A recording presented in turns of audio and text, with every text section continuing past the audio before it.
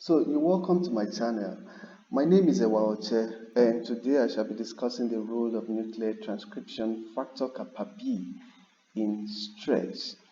Contents: Introduction to NF-kB, nuclear transcription factor KAPPA-B, understanding stress, we shall be discussing that. Then the autonomic nervous system, we live our life through the nervous system, so the autonomic nervous system will be a focus for us. And the activation and inhibitions of nuclear transcription factor KAPPA-B. Then we shall be given the summary. The first slide, the core postulates of molecular biology established by Watson and Crick. It states that the genetic information of who we are is stored in the nucleus of each cell in the form of DNA. The genes in our DNA give instructions to make protein via a substance called messenger RNA. The proteins are produced outside of our cells' nuclei. Proteins, our body's molecular machines, interact. In summary, DNA possesses the ability to do two things. One, replication. Two, expression. DNA replicates itself through the duplications of chromosomes, and DNA expresses itself through transcription and translation.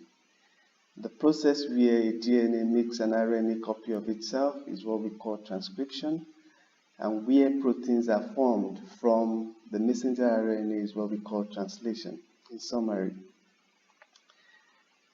so this slide, we shall be talking about the nuclear transcription factor KAPPA-B and stress. So we'll start with transcription factor KAPPA-B. So transcription factor in the nucleus KAPPA-B is a protein complex found in almost all animal cell types that plays a role in cellular responses to stimuli such as stress. And what is stress? Stress is defined as an emotional reaction that occurs in the presence of certain stimuli. We talk about stressors or stressful situations that usually activate the body's coping mechanisms in order to free the body from the new situation. And these stressors could be physical, they could be chemical, they could be emotional. So the fact is that once we are under the influence of these stressors, we will be stressed and something will happen to our NF-kB, which we shall soon be realizing soon. So let's talk about stress, recognizing or understanding stress. So stress, on the other hand, is not always a bad thing. It is the body's natural response to certain stimuli. For example, when confronted with an emergency, such as the sudden appearance of a lion, the body reacts immediately by increasing the level of adrenaline, among other things, so that you can flee. The difficulty is that when stress levels remain high for long periods of time, or stressful situations occur frequently, or they occur in settings lacking effective support systems, or in hostile conditions, the risk of developing certain psychosomatic illnesses, organic alterations triggered or aggravated by psychological factors such as headaches, or neck pains, or stomach ulcers, or hypertension increases. So we shall be talking about the autonomic nervous system. Remember that the nervous system controls and coordinates every activity of our body, and it is the first system that is formed in the body just 7 hours after fertilization. So the nervous system is divided into two. You have the central nervous system and then the peripheral nervous system. And the central nervous system is further broken down into the brain and the spinal cord, and then the peripheral nervous system is subdivided into the somatic nervous system, the enteric nervous system, and then the autonomic nervous system, which we shall be focusing on. So Essentially, autonomic nervous system is subdivided into the parasympathetic nervous system and then the sympathetic nervous system. The parasympathetic nervous system happens when you are at rest, when you are having a normal digestion, when your body is undergoing proper repair, and it is under the control of cranial sacral bones. So the sympathetic nervous system, it is equally dubbed the fight or flight nervous system. It is equally under the control of thoracic and lumbar bones. So we shall be seeing their function here. So this parasympathetic nervous system is activated when you are at rest, and the sympathetic nervous system is activated when you are under emotional, physical, or chemical stress. So the nervous system, like I said, regulates, controls, and coordinates all bodily functions, including the productions of cytokines and hormones. Remember that cytokines communicate across cells and hormones communicate across organs. So if you are in a sympathetic dominant state, the blood supply to the guts will shut down. The immune system weakens. The blood supply to the digestive tract shuts down too, leading to inflammation like bowel disease, digestive disorder, adrenal fatigue, low thyroid function, poor sleep, low gastric motility, what you call constipation, low stomach acid, the reflux, the frontal lobe adaptation, the anxiety, decrease in pulse control, elevations in blood sugar, and elevations in cholesterol, particularly the low density lipoprotein. So if you are under the sympathetic dominant phase, you secrete and manifest all these abnormalities. So how does it happen? Let's look at it. Now we'll talk about the activations of nuclear transcription factor KAPPA-B. Nuclear transcription factor KAPPA-B, it is a protein complex that is found in the cytoplasms of every cell, every living cell.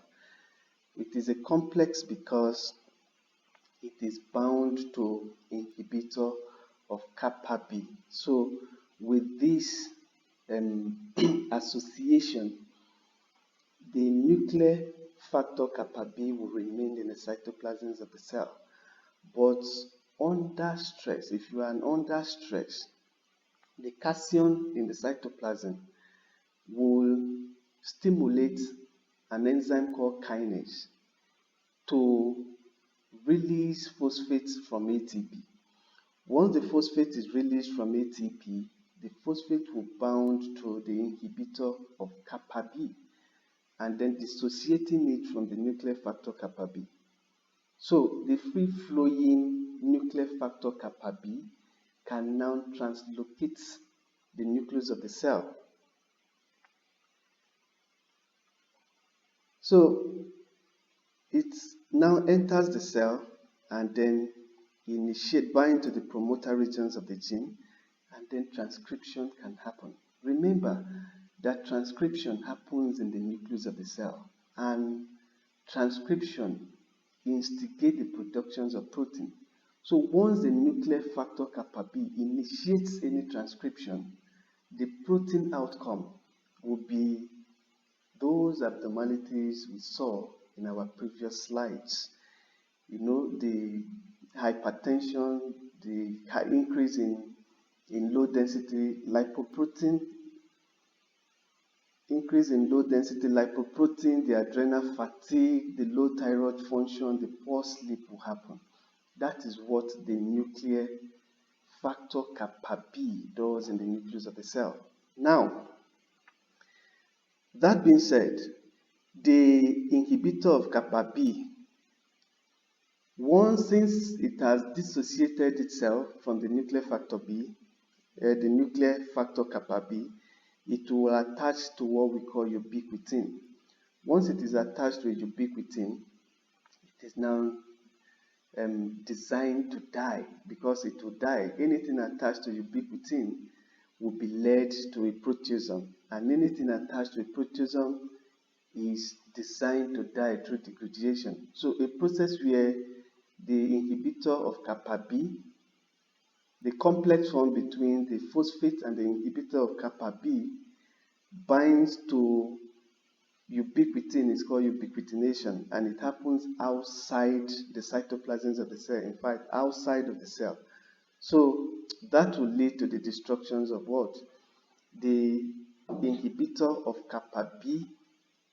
Now, if you need to initiate or stop this process, it will require you to resynthesize the inhibitor of kappa B. So once it is resensitized, it will stop the reaction. It will go to bind to the nuclear factor kappa B, and keep it in check in the cytoplasm. So the summary of our work, okay, how can we inhibit the nuclear factor kappa B naturally outside the cells? The fact is that nearly every fruit and vegetable contains some nuclear factor kappa B inhibitors. The likes of broccoli, celery, beetroot, fruits generally, majority of the fruit and vegetables can inhibit or they possess the NF-kB inhibitors. They can inhibit it from going to the cytoplasm and the nucleus of the cell. So in summary, we have learned that nature contains everything we need for success and survival. That chronic critical illness, regardless of etiology, is central to the sympathetic nervous system dysregulation, and the natural materials, nervous system adjustments, and manipulations are the best way to treat chronic diseases. Thank you.